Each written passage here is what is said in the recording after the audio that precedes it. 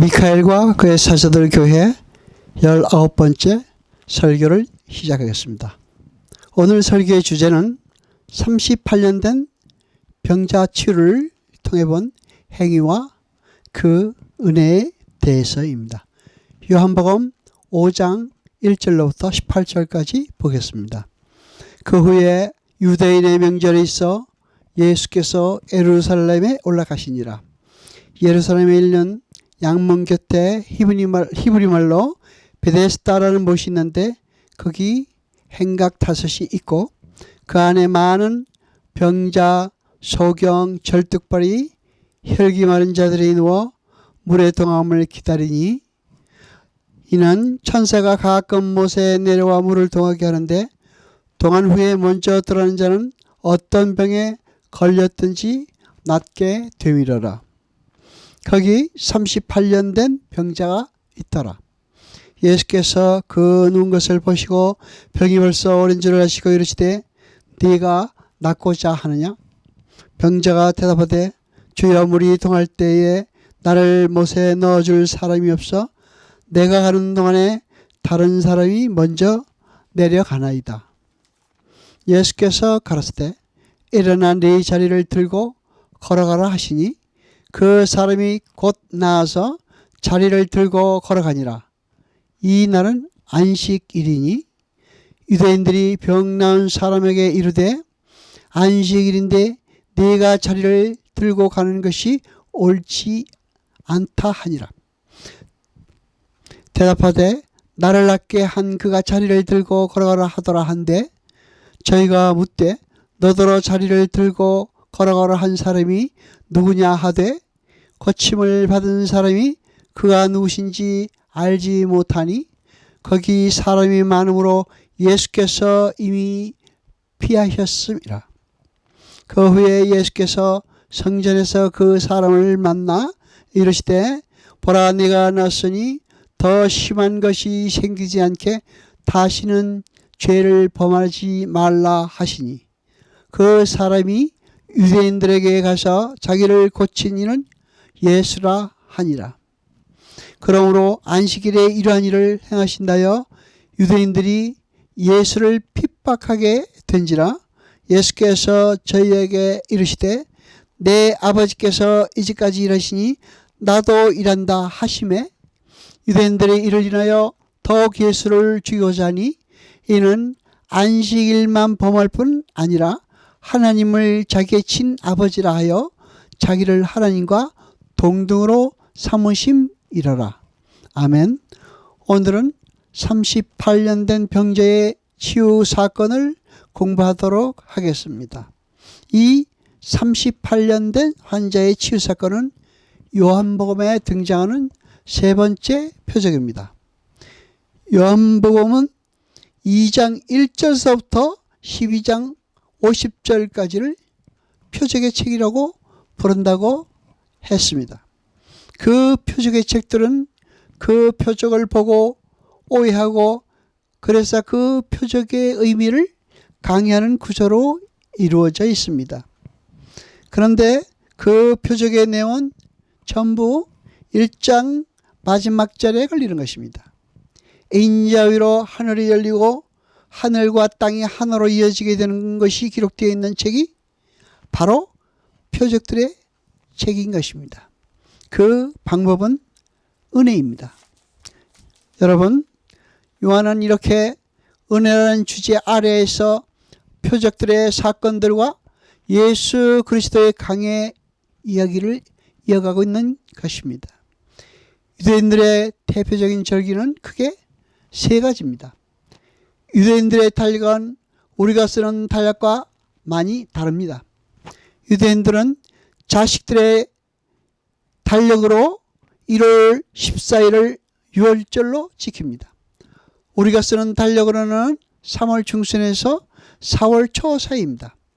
유월절은 이스라엘이 애굽의 종이 되었을 때 10가지 재앙으로 애굽 왕을 굴복시키고 마지막으로 모든 장자를 죽이는 재앙 때에 이스라엘 백성을 살려낸 것을 기념하는 절기를 말합니다. 그리고 그때부터 50일 후를 오순절 혹은 맥추절 혹은 칠칠절이라는 절기로 지킵니다. 그 다음에 수장절 혹은 초목절이라는 절기가 있는데 그 절기는 오늘날의 추수감사절 같은 절기입니다. 그런데 이 세 절기를 지킬 때는 성회로 모이게 되는데 성회로 모일 때는 언제나 그렇듯이 안식일을 지키는 것 같은 규례가 적용됩니다. 이렇게 5장부터 10장까지의 내용은 전부 안식일이라는 공통 분모 속에서 그 안식일에 담겨있는 참된 의미와 오해의 이야기를 그림으로 풀어주는 내용이라고 생각하시면 됩니다. 요한복음에는 유대인이라는 말이 70번이나 나옵니다. 요한은 이 유대인이라는 단어를 예루살렘에 근거를 둔 그리스도와 그 복음을 반대했던 종교 지도자들을 가리킬 때 주로 썼습니다. 예루살렘 성에는 여러 문들이 있었습니다. 물고기를 들여오던 어문을 비롯하여 말들이 다니던 마문, 골짜기 문, 동문, 샘문, 이러한 문들이 예루살렘 성벽에 나 있었습니다. 그중 하나가 오늘 본문 2절의 양문입니다. 양문은 말 그대로 양들이 들어오던 문이었습니다. 양도 그냥 양이 아니라 성전에서 희생예물로 드려질 양들이 들어오던 문이었습니다. 이스라엘은 어린 양의 희생으로 살아난 민족입니다. 애굽에서 나올 때 어린 양의 희생의 피가 아니었으면 애굽과 똑같이 장제의 재앙에서 죽어야 했던 사람들입니다. 그렇기 때문에 이스라엘에게 양의 희생은 생명의 은혜로 부각되는 것입니다. 그렇기 때문에 이스라엘에게 양의 희생은 생명의 은혜로 부각되는 것이기 때문에 이스라엘 사람들에게 양문은 희생과 은혜를 의미하는 아주 귀한 문이었습니다. 이스라엘이 성벽을 재건하는데 가장 먼저 건축한 것이 양문입니다. 이렇게 이스라엘에게는 희생제사의 제물이 들어오는 양문이 참으로 의미가 있고 소중한 문이었던 것입니다. 그리고 또 하나의 공간적 배경으로 베데스다라는 연못이 등장합니다. 그 연못의 이름은 베이트 헤세드의 합성입니다. 베이트는 벳은 집이라는 의미의 단어입니다. 헤세드는 자비, 긍휼, 은혜라는 의미의 단어입니다. 그래서 베데스다라는 이름의 의미는 은혜의 집, 긍휼의 집이라는 뜻입니다. 죄인된 인간들은 은혜를 거부합니다. 죄인들은 자신들이 무엇인가를 할 수 있다고 자신하지만 하나님 눈에는 그들이 전부 소경이요 절뚝발이요 혈기 마른 자들로 보입니다. 인간들은 구원에 관한 한 실제로 그렇게 무능력하고 불건한 존재인 것입니다. 그래서 베데스다 연못가에 모여있는 병자들을 소경과 절뚝발이와 혈기 마른 자들이라고 대표적으로 표현한 것입니다. 인간의 역사는 어떤 방법으로도 인간들이 스스로를 구원했다는 증거를 단 한 건도 제시하지 못했습니다. 스스로의 힘으로 정말 온전한 행복을 완성하고 떠났다는 사람을 역사는 기록하고 있지 못합니다. 하나님을 알지 못하는 죄인들은 누구나 할 것 없이 전부 후회와 회한 속에서 죽음으로 들어가는 것입니다. 유대인들은 안식일을 지키려는 하나님의 명령 속에 들어있는 진리를 알지 못했습니다. 그래서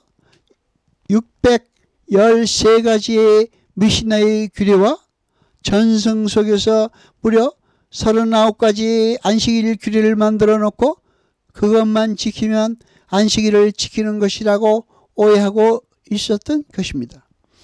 유대인들은 얼마나 안식일에 관한 율법을 철저하게 지켰든지 안식일에는 죽어가는 사람도 치료하지 않았습니다. 간단한 응급조치만 했습니다. 안식일에는 1000보 이상 걷지 못했습니다. 하나님은 천지를 창조하시고 여섯째 날에 보기에 심히 좋았더라 고 말씀하셨습니다. 그리고 일곱째 날에 안식하셨습니다. 그러니까 안식 샤바트는 더 이상 보탤 것이 없는 완전한 창조라는 의미를 내포하고 있는 단어입니다. 다른 말로 안식은 하나님의 완전한 창조, 곧 생명에 충만한 창조를 기뻐하고 즐긴다라는 의미도 담고 있습니다.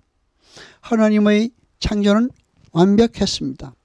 그런데 그 안식은 인간들이 하나님의 은혜를 떠나 선악과를 따먹는 반란으로 인해서 깨져버렸습니다.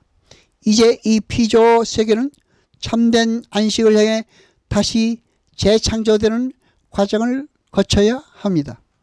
하나님은 지금 참 안식의 완성을 위해 당신의 백성들이 예수 그리스도를 믿게 하는 일을 하고 계신 것입니다. 하나님의 무한함에서 떨어져 버린 인간은 이제 한계 속에 갇히게 되었습니다. 그 한계는 죽음을 꼭지점으로 하고 있습니다. 그래서 인간은 그 제한된 시간과 자원 속에서 죽음을 향해 치닫게 된 것입니다. 이러한 한계의 특성 곧바로 결핍으로 나타납니다. 무한에서 요한으로 갇혀버린 인간에게 무서운 결핍이 나타났습니다. 타락한 인간은 사랑이 결핍되고 갈등과 다툼과 전쟁을 치러야 합니다. 지혜의 결핍으로 내일을 두려워합니다. 제한된 시간 속에서 속박됨으로 시간의 흐름에 따라 변화의 노예가 되고 늙고 병들고 죽어야 하는 존재가 되었습니다. 그러니까 인간의 고난은 인간이 스스로 한계 속에 갇힘으로써 그들에게 찾아온 죽음의 증상들인 것입니다. 안식일은 장래일의 그림자라고 했습니다. 그 안식일의 실체는 그리스도라는 것입니다. 그래서 주님은 자신이 안식일의 주인이라고 말씀하셨던 것입니다. 안식일은 무엇을 상징한다고 했습니까? 예수로 말미암아 우리에게 주어질 영생입니다. 영생을 소유한 자들은 이제 하나님의 무한하신 생명이 그리고 생명력이 다시 부어지게 된 자들이므로 더 이상 자기 스스로 자신의 안녕과 행복을 위해 일하지 않습니다. 오직 하나님의 은혜 아래서 그분의 말씀을 듣고 순종하며 의뢰하는 삶을 살게 되는 것입니다. 그런데 그러한 안식일에 자기의 이익을 위해 자기의 생명의 확장을 위해 일을 한다는 것은 하나님께서 은혜를 주시는 영생과 관계없는 자라는 의미가 될 수도 있습니다. 은혜를 베푸시는 장본인인 주님을 앞에 놓고 여전히 세상의 방법을 놓지 못하고 있는 것은 아닙니까?